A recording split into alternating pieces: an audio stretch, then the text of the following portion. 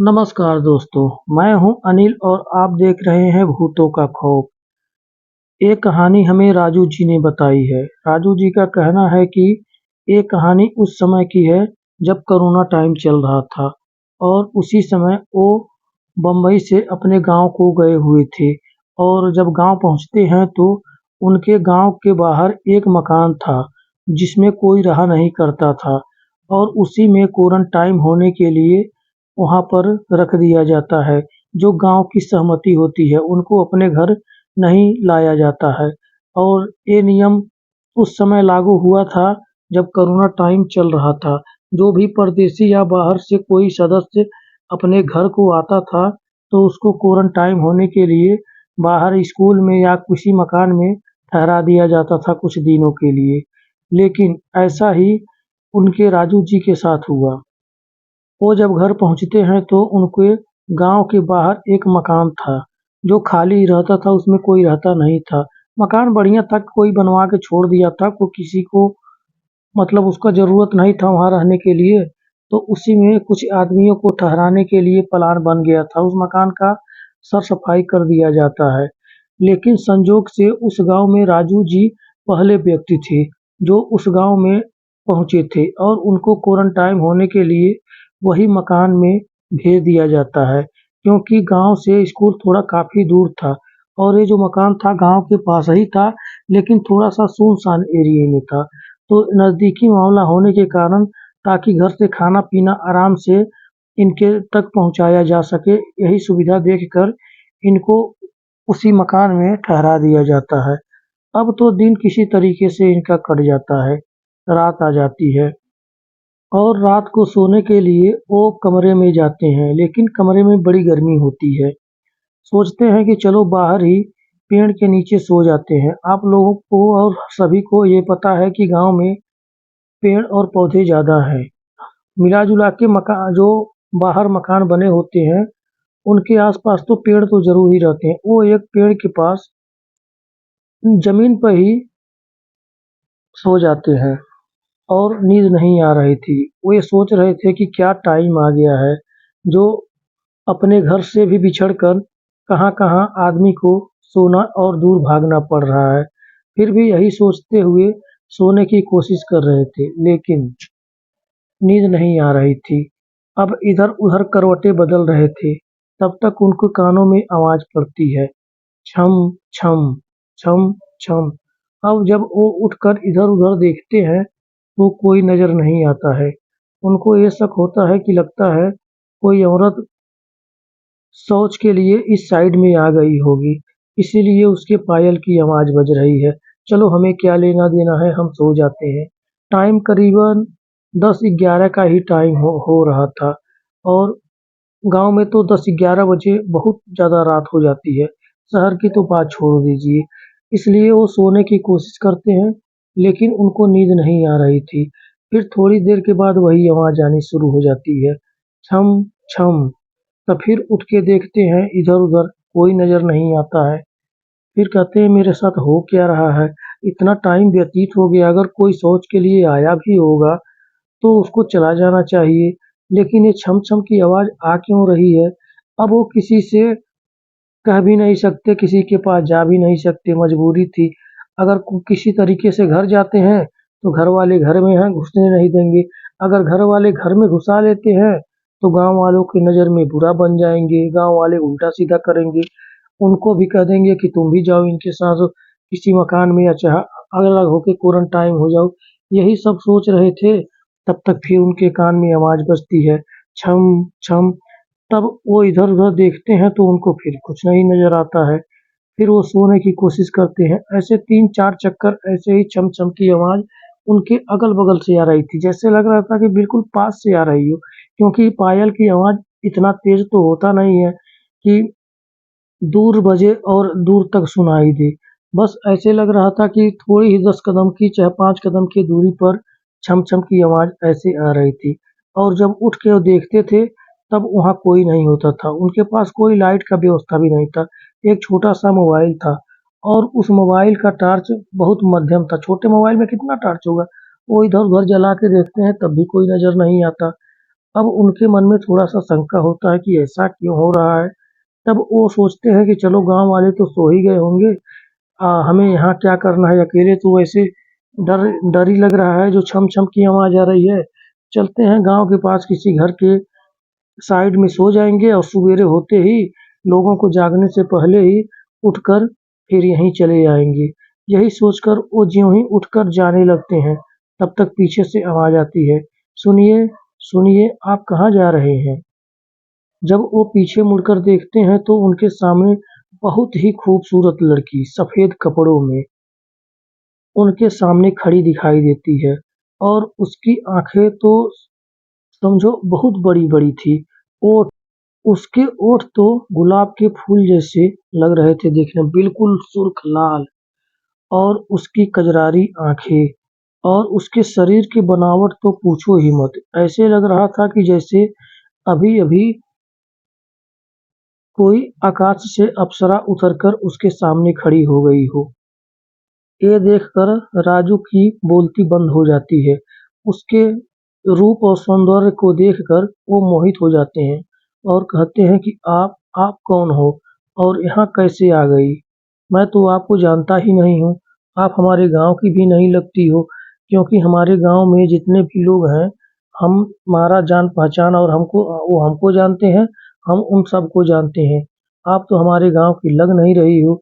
तब वो कहती है कि नहीं, मैं दूसरे गाँव से हूँ और मैं भी परदेश से बाहर आई हुई थी, इसलिए लोगों ने मुझे क्वारंटाइन होने के लिए स्कूल में हमें ठहरा दिए हैं और वहाँ पर बड़ी गर्मी थी। हमारे सभी परिवार वाले वहीं, हम पूरे परिवार के साथ आए हैं।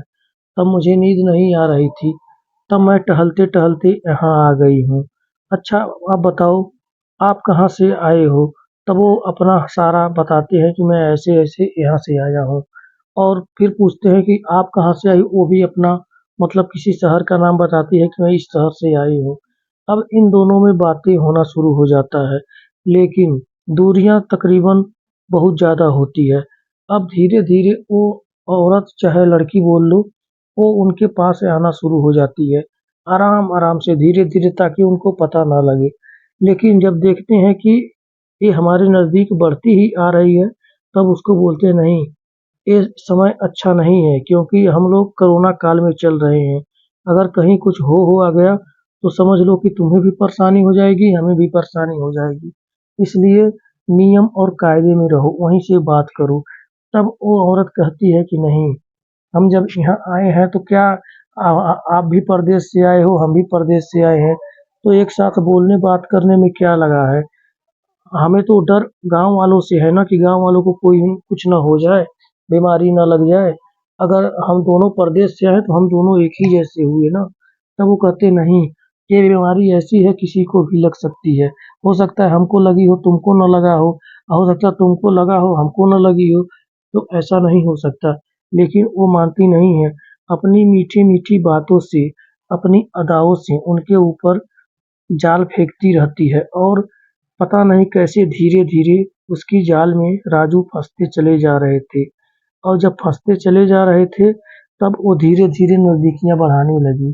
अब दोनों में इतनी नज़दीकियाँ बढ़ गई थीं कि दोनों पास-पास बैठ गए। तब वो औरत कहती है कि ऐसा है, तुम यहाँ आए हो, कुछ खाए-पिए हो कि नहीं? तब वो कहते हैं कि नहीं, घर से खाना आया था लेकिन खाना अच्छा नहीं था। थोड़ा बहुत खाया हूँ और बाकी वो साइड में पड़ा है, रख दिया हूँ। तब वो कहती है कि मैं खाना ले आई हूँ, हमारे घर से आया था, बढ़िया खाना है, अगर खाना चाहते हो तो खा सकते हो। तब कहते हैं कि नहीं, मैं किसी का खाना नहीं खा सकता। तब वो कहती है कि किसी का क्या, मेरा खाना है, अब मुझसे बच गया है, अगर तुम खाना चाहते हो तो खा लो। ऐसी अदाओं से और ऐसी मीठी बातें करती हैं कि उनको ना खाने का विचार होते हुए भी वो खाने के लिए तैयार हो जाते हैं और उसका खाना खाते हैं। खाना खाने के बाद पानी पीते हैं। अब पानी पीते ही उनको पता नहीं क्या हो गया कि उनको नींद सताने लगी। ऐसा नींद आ रहा था, पहले तो उनको नींद नहीं आ रहा था, अब उनको ऐसा नींद आ रहा था कि जैसे बैठे-बैठे ही सो जाएँगे। अब जो वो औरत कह रही थी उसकी बातें भी नहीं सुन रहे थे, बस वो अपनी निद्रा में चले जा रहे थे और अचानक सो जाते हैं। जब सो जाते हैं, तब जब सुबह होती है तो देखते हैं कि उनके सारे कपड़े अस्त-व्यस्त हैं। उनके शरीर पर नाम मात्र का कपड़ा था, वही अंदर वाले 2 कपड़े बचे हुए थे। वो भी किसी उल्टे साइड में थे, जैसे लग रहा था कि कोई निकाल के फिर पहना दिया हो। अब ये देखकर वो हैरान हो जाते हैं। कहते हैं कि मेरे साथ हुआ क्या है? और वो औरत कौन थी जो मेरे साथ ये खेला करके चली गई? लेकिन जब सुबह होती है तब वहाँ पर इक्का-दुक्का आदमी आना-जाना शुरू हो जाते हैं। लेकिन उनकी ये हालत कोई नहीं देख पाता। उनकी नींद ऐसे टाइम पे खुलती है कि मानो अभी रात ही है। लेकिन उस समय उनको बहुत डर और भय लगता है, लेकिन घर जा नहीं सकते हैं, सवेरा हो चुका है। अब जैसे ही सुबह सभी लोग आना-जाना शुरू करते हैं, तब उनके घर वाले आते हैं और कहते हैं कि कैसा रहा रात? और सब कुछ सही था ना? तब अपने घर वालों को क्या बताएँ? बोल देते हाँ सही था, लेकिन मन ही मन बहुत अपने आप को डर और भयभीत महसूस कर रहे थे कि मेरे साथ हुआ क्या? और उस समय अपने घर वालों से बताते तो कहते हैं कि डर का बहाना लगाकर घर में आना चाहता है, इसलिए यही सोचकर वो नहीं बताते हैं। फिर किसी तरह दिन कट जाता है, रात हो जाती है। फिर रात को वो औरत उसी टाइम आ जाती है और इनके साथ बातें करना शुरू कर देती है। तब वो कहते हैं कि तुम रात को मेरे साथ क्या करके गई हो?